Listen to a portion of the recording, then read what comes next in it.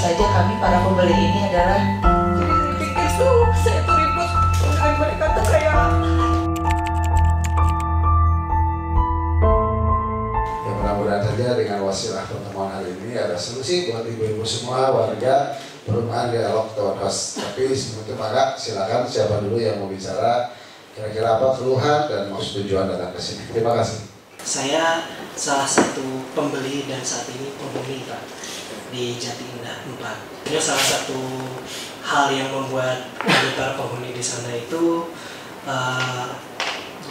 banyak dirugikan sebetulnya Pak. Kita sudah melakukan pelaporan polisian di Polrestabes masuk di Badak Singa Pak, dan dari pihak mereka juga menyatakan oh ya ini memang masuk di pasal 378 untuk penipuannya. Sebagai ahli waris, sebagai keluarga, dan juga sebagai pembeli juga sebetulnya itu tanah itu sebetulnya kita beli juga, bukan hanya semata-mata sebagai warisan. Sehingga apa yang terjadi ada salah persil dan sebagainya juga kami tidak tahu ya. Sebetulnya kami sebagai warga ya bikin sertifikat aja, tidak tahu ada salah persil dan lain sebagainya. Ternyata setelah diteliti, wah ini ternyata salah, persilnya salah katanya, bukan di situ. jujur saja kami para pembeli ini adalah korban sebenarnya. Kami tidak tahu bahwa developer ini belum menyelesaikan persyaratan secara komplit, tapi mereka sudah menawarkan itu dengan menyatakan semuanya sudah sesuai dengan alur dan aturan, Pak. Kalau misalnya kondisinya seperti itu, untuk saat ini permohonan KRK ataupun set plan belum bisa dilayani. Ya, karena kalau misalnya dipaksakan dilayani, setidaknya mempunyai dua konsekuensi.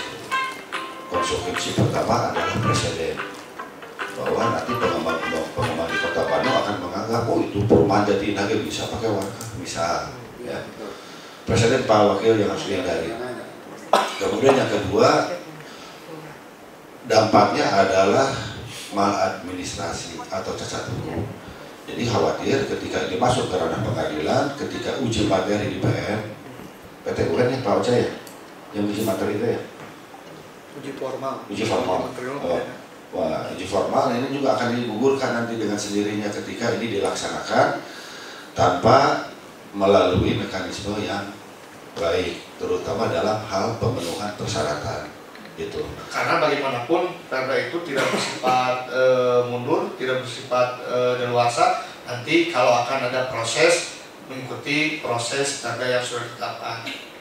Artinya kami dari pemerintah Kota Bandung pada saat akan menyampaikan izin, kalau administratif, teknis dan yuridis yang memenuhi pasti kita keluarkan. Kita tidak menguji material, formal saja Pak. Bapak mengajukan, Bapak juga ASN tahu kan? Kita di pemerintahan tidak mungkin Pak kalau pemerintah Kota Bandung mau mengajukan PBG di uji material itu seperti itu Pak, didatangi ini gimana, nggak bisa. Kita kebijakan dulu itu hanya tatanan formal. Karena kenapa? Karena di dalam Undang-Undang Tata Usaha Negara keputusan itu dapat dibatalkan apabila satu dibatalkan oleh pengadilan, kedua ada pelaporan dari masyarakat, ketiga ada data-data yang dipalsukan. Jadi keputusan Tata Usaha Negara itu bukan Quran dan hadis Pak, bisa diubah gitu. Tapi ada alasannya gitu. Apa putusan akan diambil kalau emang polisinya mau bisa seperti itu, tapi menurut saya Bu, dikhawatirkan terjadi lagi friksi lagi dengan developer. Saya coba nanti buat kirim surat mungkin untuk membantu mediasi ya, Pak Yun, supaya ada hadir semua di situ. Mereka yang nantangin saya karena saya nggak mau. Saya bilang hentikan pembangunan rumah saya karena saya nggak mau bayar, karena suratnya aja nggak jelas. Dan saya pun dirugikan juga secara materi karena saya harus sewa rumah lagi selama hampir 2 tahun. Jadi saya mengeluarkan uang lagi. Karena kebetulan saat itu saya adalah perempuan yang menafkahi diri saya sendiri, dan saya punya anak yatim juga. Jadi saya pikir saya tuh ribut dengan mereka tuh kayak mereka mengancam saya, intimidasi saya, kalau saya nggak bayar akan dijual. Dan ada tetangga saya juga Pak Ujang, itu pembatalan juga. Tapi yang anehnya tanahnya Pak Ujang itu dijual lagi Pak. Tapi dijual lagi ke Bu Yeni, tapi uang Pak Ujangnya tidak dikembalikan. Jadi kemarin terakhir saya bilang saya mau bangun sendiri.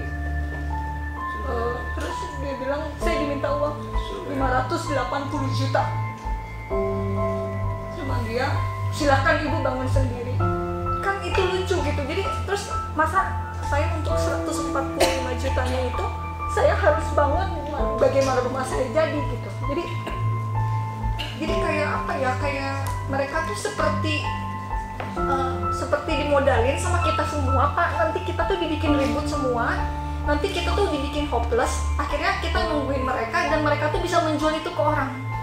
Salah satu yang kami hadapi ya Pak, kenapa kami tidak ingin bertabayun lagi dengan developer, karena posisinya memang sudah cukup banyak kami bertabayun, tidak di lokasi, tidak di tempat-tempat lain, kami sudah mencoba bertabayun dengan pihak developernya, tapi jawaban developer tidak ada yang menguntungkan bagi kami.